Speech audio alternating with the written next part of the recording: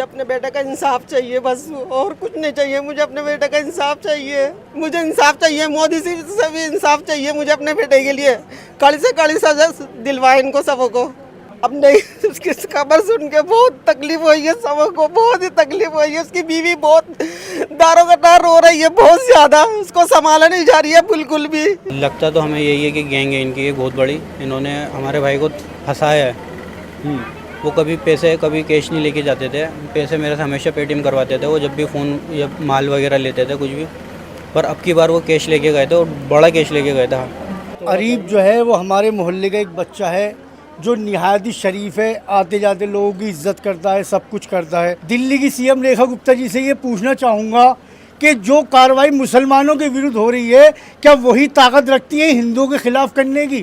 Cash ऐसी चीज़ है कि किसी का भी माइंड जो है डाइवर्ट हो जाता है। तो ये आप लोगों के लिए एक नसीहत भी है, और अल्लाह पाक उनके घर वालों को हिम्मत दे, ताकत दे। मासूम को रोज़े के अंदर रमज़ान में उसका कत्ल करा।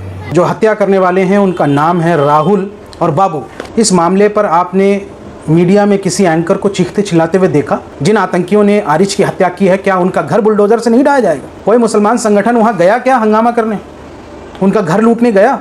नहीं गया, क्योंकि मुसलमानों में ऐसी कोई प्रवृत्ति नहीं है। आज बात दिल्ली के एक आदमी की हत्या की, और फिर क्या होता है आज की कहानी उसी पर। जी हाँ, दिल्ली का एक 31 साल का नौजवान, एक छोटा कारोबारी, घर से निकला था काम के लिए, लेकिन वापस लौटा लाश बनकर। नमस्कार, मेरा नाम हैदर अब्बास नकवी है और आप लोग मुझको इस वक्त दा स्वतंत्र पर देख रहे हैं।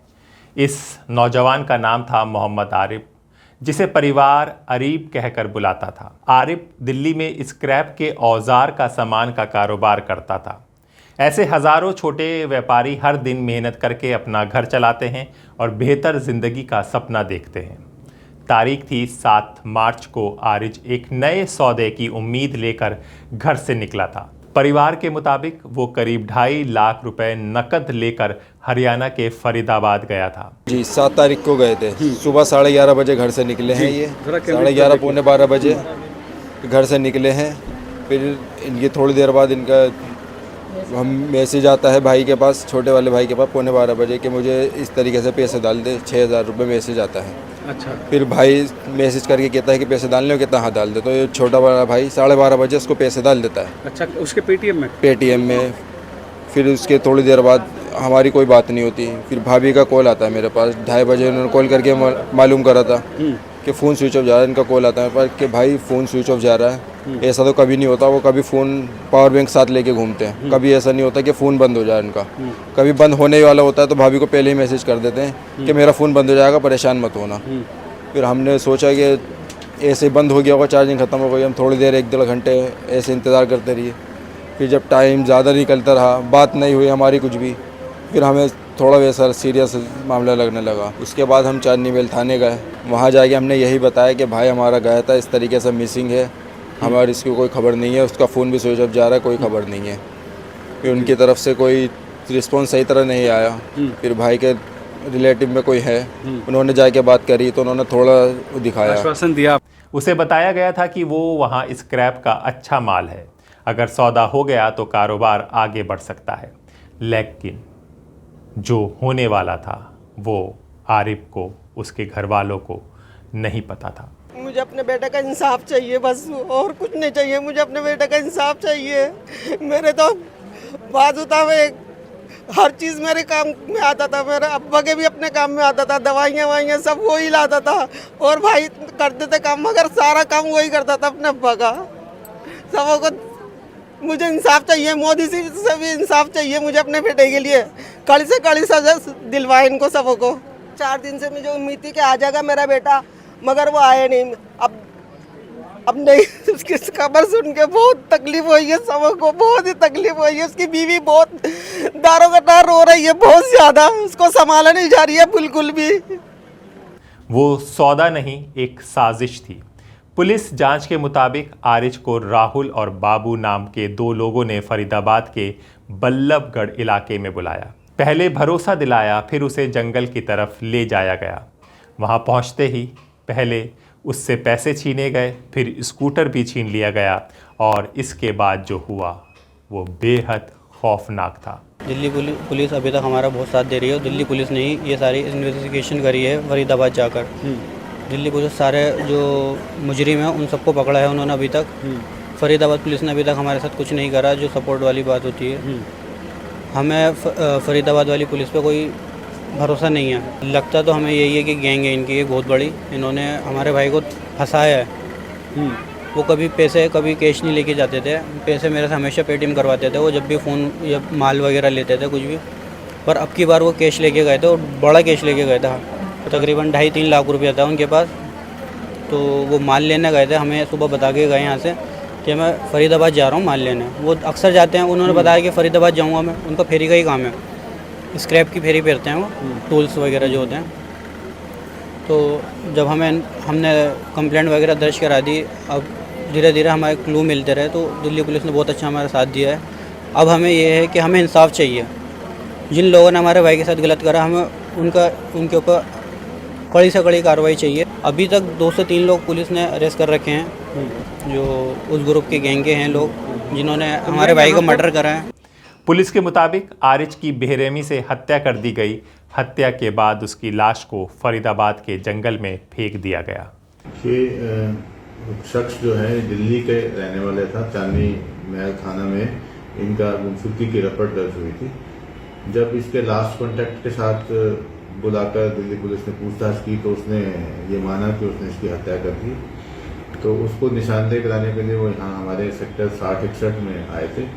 तो उनकी जो कंप्लेंट पे हमने FIR दर्ज किया BNS की सेक्शन 238 में और सेक्शन 3 में, और इसमें दोनों को अरेस्ट कर लिया गया है। दिल्ली पुलिस में वहाँ गुमशुदगी की रिपोर्ट लिखी हुई थी उन्होंने, और उन्होंने अब्डक्शन का FIR भी दर्ज किया हुआ था।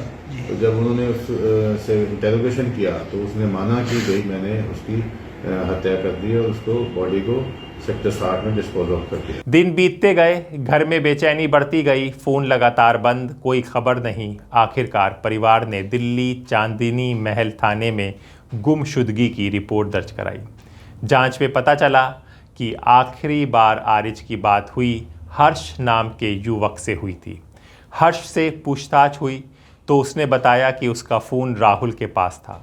यहीं से पुलिस को पहली कड़ी मिली। इसके बाद पुलिस अलीगढ़ तक पहुंची और वहां से राहुल को गिरफ्तार किया गया। पूछताछ में उसने बताया कि इस हत्या में बाबू भी शामिल था और पूरा मामला पैसों के विवाद से लेकर जुड़ा हुआ था।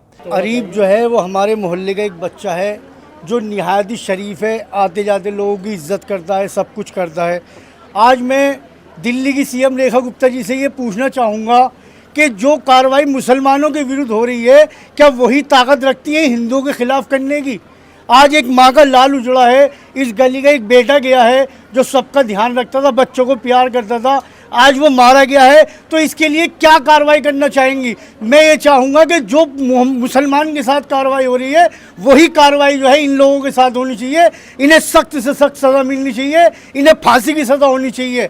हम ये कहना चाहते हैं कि भाई साहब जो हमारा केस वहाँ पे चल रहा है ना, मतलब वहाँ पे ट्रांसफ़र होगा, हम चाहते हैं वो केस हमारा यहाँ पर हो जाए चांदनी महल थाने में, जिससे हम आसानी हो जाए यहाँ पर, ताकि हम उस केस को आराम से लड़ सकें। वहाँ पर अगर हम जाएंगे तो वहाँ पर हमारी सिक्योरिटी का कौन ध्यान रखेगा? क्योंकि वहाँ पर तो जिस तरीके की सिचुएशन है हम वहाँ को हैंडल नहीं कर सकते ना, हमारे साथ हमें कोई सिक्योरिटी तो नहीं देगा। तो इसलिए हम चाहते हैं उस केस को यहाँ पर ट्रांसफ़र किया जाए ताकि हम यहाँ पर उस केस को लड़ सकें और अब इसको जो है पूरी तफसील जो है उसको कर सकें, और उन मुजरिमों को सज़ा दिलवाने के लिए जो भी हमसे बनेगा हम वो करेंगे। लेकिन हम उससे पहले ये चाहते हैं उस केस को यहाँ पर ट्रांसफ़र किया जाए। जब पुलिस को लाश मिली तो उसकी हालत देखकर हर कोई सन्न रह गया। लाश कई दिनों से जंगल में पड़ी थी और जंगली जानवर शरीर का हिस्सा नोच चुके थे। बस ये है कि आपके माध्यम से एक मैसेज यही देना चाहूँगा आवाम को कि आप कभी भी देखिए, ज़्यादातर यहाँ पर वॉल सिटी के अंदर सब लोग फेरी का काम करने वाले हैं। बहुत सारे मोस्टली लोग जिनके स्क्रैप के काम है, मोटर पार्ट्स के काम है, वो ज़्यादातर फेरी का काम करते हैं और सबका कैश का ले जाना है। तो आगे से सब लोग होशियार रहें और पहले उसकी जांच करें, पड़ताल करें, देखें, और कभी भी अपने साथ कैश लेकर ना चलें। कैश ऐसी चीज़ है कि किसी का भी माइंड जो है डाइवर्ट हो जाता है। तो ये आप लोगों के लिए एक नसीहत भी है, और अल्लाह पाक उनके घर वालों को हिम्मत दे, ताकत दे। हम तो उनके घर वालों के साथ दें हर चीज़ से। एक इंसान, एक बेटा, एक भाई कई दिनों तक जंगल में यूं ही पड़ा रहा। अब क्योंकि हत्या फरीदाबाद में हुई थी और लाश भी वहीं मिली, इसलिए पूरा मामला फरीदाबाद पुलिस को ट्रांसफ़र कर दिया गया। दुखद नहीं कि एक नौजवान बच्चा कारोबारी जो हक व हलाल की तिजारत करने वाला, उसके साथ जिस तरीके का एक विश्वास किसी पे करा और उसने विश्वासघात करा और उस मासूम को रोज़े के अंदर रमज़ान में उसका कत्ल करा और उसको जंगल में बीच रोड पे सड़क पे लाके छोड़ दिया गया। देखिए, हमें अदालतों के साथ साथ अल्लाह रब्बुल इज़्ज़त पर, उसकी अदालत पे भी मुकम्मल यकीन है। आज पूरे घर परिवार के साथ तमाम लोग यहाँ पर हैं और इसमें सबसे बड़ी बात यह है कि हर मज़हब का इंसान यहाँ पर आ रहा है। गरीब का नहीं, एक इंसानियत का कत्ल हुआ है। और हमारी सबसे बड़ी लड़ाई ये रहेगी, क्योंकि हमें फरीदाबाद या हरियाणा पुलिस पे मुकम्मल भरोसा नहीं है और इतनी दूर पैरवी करने के लिए इनके घर वाले नहीं जा सकते। तो इनके घर परिवार कानूनी लड़ाई लड़ने के लिए, क्योंकि अब कानून और इंसाफ पर हम लोग यकीन रखते हैं और इंसाफ पे दुनिया कायम है। और हमारी पूरी कोशिश रहेगी कि सुप्रीम कोर्ट के ज़रिए इस केस को हरियाणा से ट्रांसफ़र करा के दिल्ली पुलिस की तरफ लाया जाए। लेकिन इस कहानी में एक और सवाल है, इस हत्या पर सन्नाटा क्यों? कुछ दिन पहले दिल्ली के उत्तम नगर में एक युवक की हत्या हुई थी। उस मामले में राजनीतिक बयान आए, टीवी चैनलों पर बहस हुई, सोशल मीडिया पर तूफ़ान आ गया और पूरी मुसलमान कौम को जिहादी बताती हुई औरतें ज़मीन पर, ग्राउंड पर दिखी और प्रशासन ने तुरंत सख्ती दिखाई। लेकिन मोहम्मद आरिज की हत्या पर ना कोई बड़ा टीवी डिबेट हुआ, ना कोई प्राइम टाइम शो हुआ, ना बड़े नेताओं के बयान आए। यही वजह है कि आज कई लोग पूछ रहे हैं, क्या इंसाफ अब पीड़ित की पहचान देखकर तय होता है? साथियों, दिल्ली में एक और घटना हुई है और इसमें आरिज, मोहम्मद आरिज नाम का जो लड़का है, पुरानी दिल्ली का रहने वाला है, उसको धोखे से बल्लभगढ़ हरियाणा ले जाया गया स्क्रैप दिखाने के बहाने और उसकी निर्मम हत्या कर दी गई। जो हत्या करने वाले हैं उनका नाम है राहुल और बाबू। पुलिस ने उसको गिरफ्तार कर लिया, ये बात ठीक है। हत्या इतनी निर्मम थी कि उस लड़के का, आरिज का जो धड़ मिला है वो आधा कटा हुआ, ऐसी दर्दनाक मौत। लेकिन क्या इस मामले पर आपने मीडिया में किसी एंकर को चीखते चिल्लाते हुए देखा? उत्तम नगर में जिस तरीके से जितनी तत्परता सरकार ने दिखाई है, क्या इतनी तत्परता दिखाई गई? नहीं। मैं पूछना चाहता हूं कि भाजपा की सरकार हरियाणा में भी है, भाजपा की सरकार दिल्ली में भी है। दिल्ली का मोहम्मद आरिज को दिल्ली की मुख्यमंत्री पराया क्यों समझती है? क्या मोहम्मद आरिज इंसान नहीं था? क्या मोहम्मद आरिज की जान नहीं थी? क्या उनका परिवार नहीं है? क्या मोहम्मद आरिज की मौत पर उनके माँ बाप को दुख नहीं होगा? क्या उनके परिवार का लाल, उनके परिवार का कमाने वाला नहीं चला गया? तो जो दुख और संवेदना और जितनी तत्परता दिल्ली की मुख्यमंत्री ने उत्तम नगर के मामले में दिखाई, इतनी तत्परता यहाँ क्यों नहीं दिखाया जा रहा? क्या जो आरोपी हैं राहुल और बाबू, उनके घर बुलडोजर से ढाए जाएंगे? क्या मीडिया चीखेगा, चिल्लाएगा? नहीं, क्योंकि मरने वाला मोहम्मद आरिज है और जो मारने वाले लोग हैं वो राहुल और बाबू। यही है नया हिंदुस्तान, यही है तल्ख हकीकत और यही एक नैरेटिव है। सवाल भारतीय जनता पार्टी से पूछे जाएंगे, सवाल उन मीडिया वालों से भी पूछा जाएगा जो मुसलमानों को कटघरे में खड़ा करते हैं। मैं ये पूछता हूँ कि हमने तो नहीं कहा कि किसी जिहादी ने हैं, या हमने तो नहीं कहा कि कौन आताताई है, किस आतंकी ने उसकी हत्या कर दी? जिन आतंकियों ने आरिज की हत्या की है, क्या उनका घर बुलडोज़र से नहीं ढाया जाएगा? कोई मुसलमान संगठन वहाँ गया क्या हंगामा करने? उनका घर लूटने गया? नहीं गया, क्योंकि मुसलमानों में ऐसी कोई प्रवृत्ति नहीं है। अभी आप देखिए, बस हाल की घटना है, ये 2 दिन पहले हुआ और कुछ दिन पहले उत्तम नगर। बस इसका एक कंपैरेटिव एनालिसिस कर लीजिए कि हमारा तरीक़ेकार क्या है और दूसरे वालों का तरीक़ेकार क्या है। हमने तो जाकर के वहाँ पे थाने का घेराव नहीं किया, हमने तो जाकर के वहाँ पे दंगा और लूट माट नहीं की, किसी भी समाज के लिए नरसंहार का कॉल नहीं दिया कोई मुसलमान का नेता। क्यों आरिज की मौत पर यहाँ से दुख नहीं है लोगों को? आरिज की मौत पर गुस्सा नहीं आना चाहिए? यही मैं कह रहा था कि आप ये दोहरा जो चरित्र है ना, ये जो सेलेक्टिव आउटरेज है, ये बहुत बड़ा बीमारी है ये सिस्टम की, पूरे आईटी सेल की, पूरी बीजेपी की लॉबी की। ये सेलेक्टिव अमनीजिया के शिकार है कि मोहम्मद आरिज की मौत हो जाती है, उसकी निर्मम हत्या कर दी जाती है, बल्लभगढ़ के जंगल में वो मिलता है, उसका आधा धड़ कटा हुआ था। मारने वाला जो था, जिसको गिरफ्तार किया गया, उसका नाम राहुल और बाबू है। तो कोई आउटरेज नहीं होगा, ना मीडिया में आउटरेज होगा, ना किसी संगठन में, ना दिल्ली की मुख्यमंत्री आरिज के परिवार को गले लगाएगी, ना उनका घर तोड़ा जाएगा। क्यों? मुसलमानों की जान की कोई कीमत नहीं है क्या? मुसलमान सेकंड क्लास सिटीजन है? ये सवाल दिल्ली सरकार पर उठते हैं, ये सवाल जो है इस सिस्टम पर उठता है, इस सवाल उस मीडिया पर उठता है जो मुसलमानों को एक कह सकते हैं कि रेडियो रवांडा की तरह काम कर रहे हैं। बहुत अफसोस की बात है, बहुत दुख की बात है। आप भी पूछिए ये बातें, हम विपक्ष होने के नाते ये सवाल पूछते हैं। बहरहाल आरिज के और इसी बीच एक और घटना ने इस बहस को और तेज कर दिया। ये घटना है उत्तर प्रदेश के संभल की। एक शांति समिति की बैठक में संभल के सीईओ कुलदीप कुमार का एक बयान सोशल मीडिया पर वायरल हुआ। बैठक में उन्होंने कहा, जो लोग ईरान के नाम पर छाती पीटते हैं या सड़क पर नमाज पढ़ेंगे, उन्हें जेल भेज दिया जाएगा। बहुत सारे लोगों को ना, उनको खुजली इस बात की मची है कि साहब झगड़ा तो हो रहा है ईरान के इजराइल के बीच में, और वो बीच में ना अपनी टंगड़ी घुसाए पड़े हैं। भाई अगर इतनी दिक्कत है तो आप बैठ जाओ जहाज में। जब जहाज लेने जा रहा है वहां ईरान में फंसे हुए भारतीयों को, तो जहाज में बैठ जाओ और चले जाओ, और जाओ लड़ो ईरान की तरफ से, लौट के आ जाओ। लेकिन किसी दूसरे दो देशों के बीच में झगड़ा हो रहा है, और उस झगड़े का अगर हमारे देश में कानून व्यवस्था पर कोई असर पड़ेगा तो हम फिर इलाज करेंगे बहुत बढ़िया वाला। कहीं पर किसी भी प्रकार का किसी नमाज में, अलविदा की नमाज में या जुमे की नमाज में, कोई भी किसी प्रकार के किसी देश के विरोध में, किसी के विरोध में कोई स्लोगन, कोई पट्टी, कोई नारा, ये नहीं होना चाहिए। हम हिंदुस्तानी हैं, हम भारतीय हैं, हम यहाँ सुकून से रह रहे हैं। दो देशों के बीच में, चार देशों के बीच में जो लड़ाई हो रही है वो उनके अपने अंतर्राष्ट्रीय मुद्दे हैं, वो जानेंगे उसके लिए। लेकिन कोई आदमी आए, साहब 10 आदमी खड़े होकर छाती पीट रहे हैं, हाय हाय हाय साहब ईरान को मार डाला, ईरान को मार डाला। अरे भाई इतना वो है तो चले जाओ ईरान, इसको जाना। लेकिन ये चीजें बिल्कुल हम बर्दाश्त यहाँ नहीं करेंगे कि हमारे यहाँ आके कोई भी आदमी अपने देश में आके यहाँ कोई फिजा बिगाड़े। हैं कुछ लोग ऐसे, एक दो जगह, एक दो कस्बों में लोगों ने इस तरह की हरकतें की हैं। तो हम दूसरे की लकड़ी, जबरदस्ती की लकड़ी, अरे उनको लेने दो भाई, तुम क्यों ले रहे हो उनकी लकड़ी? अगर ईरान के और अमेरिका के बीच में कोई विवाद है या कोई दूसरे देशों के बीच में विवाद है तो वो अपना सुलझा रहे हैं। अगर जरूरत पड़ेगी तो हमारी सरकार का काम है वो देखने का।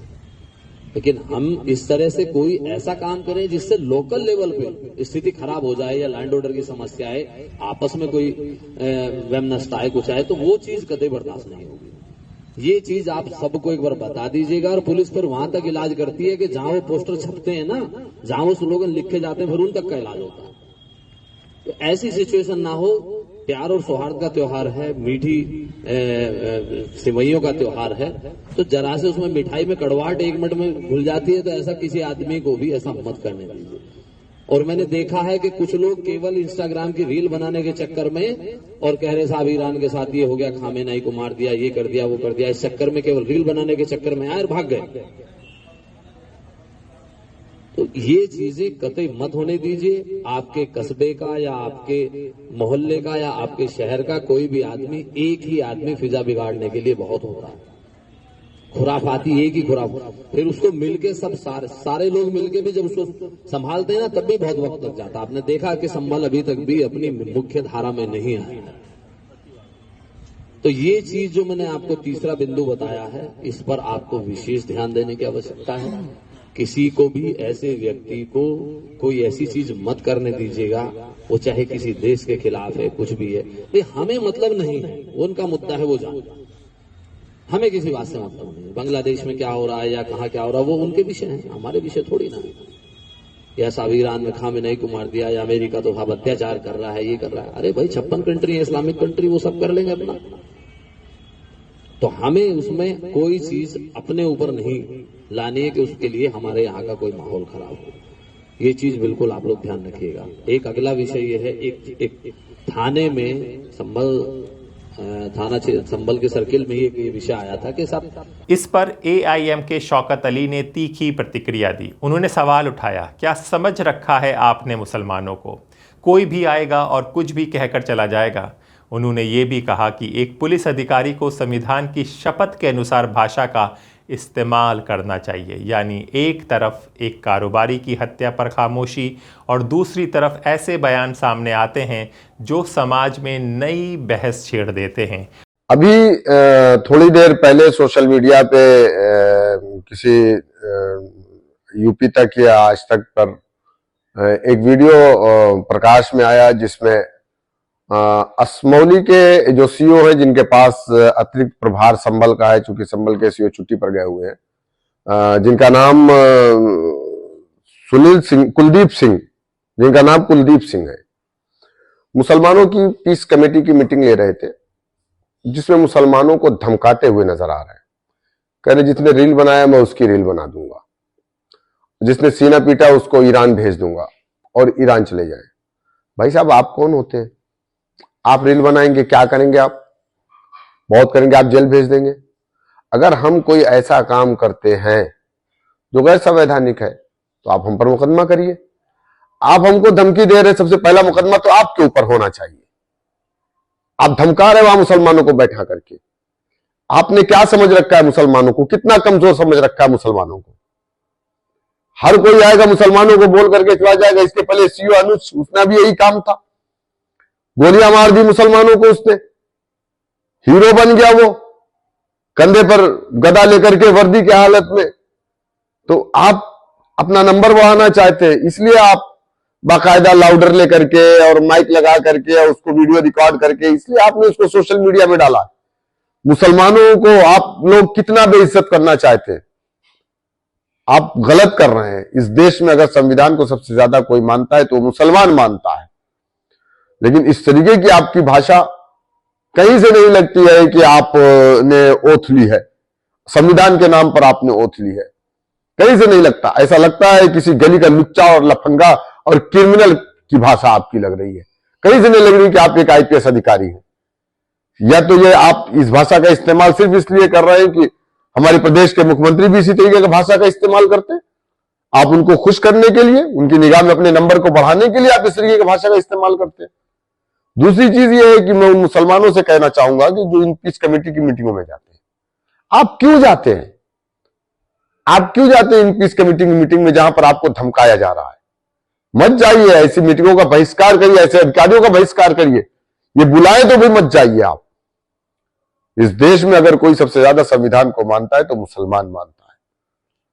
बांग्लादेश के अंदर वहां पर अगर अल्पसंख्यकों के साथ अन्याय हुआ तो हिंदुस्तान में प्रोटेस्ट हुए, हर जगह हुए, हर गली चौराहे नुक्कड़ पर हुए, तब आप क्यों खामोश थे? क्यों नहीं आपने कहा कि उस सबको बांग्लादेश चले जाना चाहिए था? सीओ साहब, अगर आपको हमसे तकलीफ है तो आप नेपाल चले जाइए। आपकी भाषा से ऐसा लग रहा है कि आपको हमसे तकलीफ है। इस तरीके की भाषा का प्रयोग आपको कहीं नहीं करना चाहिए। और मैं अपनी लीगल टीम से ये मशवरा कर रहा हूं आपके वीडियो को लेकर के, अगर कहीं भी कुछ बनता है तो इंशाल्लाह हम आपके ऊपर कार्रवाई करने से नहीं चूकेंगे। और याद रखिए, जब अधिकारी नेता इस तरह के बयान देते हैं तो आरिच जैसी हत्या करने वालों के मन से डर निकल जाता है। उनको लगता है प्रशासन, सरकार उनके साथ है। जी हाँ, यही वजह है कि आज एक बड़ा सवाल खड़ा हो रहा है।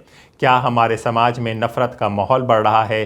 क्या हम ऐसे दौर में पहुंच गए हैं जहां किसी इंसान की मौत लोगों को उतना नहीं झकोड़ती जितना उसे झकोड़ना चाहिए? क्योंकि सच ये है, कानून की नज़र में हर नागरिक बराबर है और किसी भी लोकतंत्र की असली पहचान उसकी राजनीति से नहीं, उसके न्याय से होती है।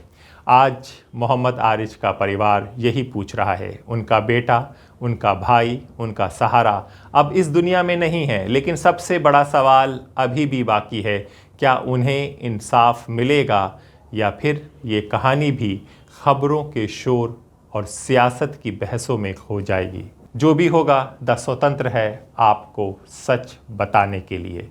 नमस्कार।